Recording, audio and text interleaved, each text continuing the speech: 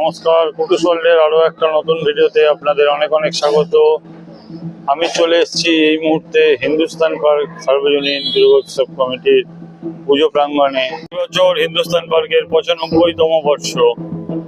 95তম বর্ষে ওনাদের উপস্থাপনার লোকজ, মানে ওই লোক সংস্কৃতি, পুরুলিয়ার লোক সংস্কৃতির ওপর একটা থিম ওনারা করেছেন, নাম লোকজ, এবং ভাবনায় আছেন মলয়দা এবং শুভময়দা। চলুন আমরা প্যান্ডেলটা ঘুরে দেখি।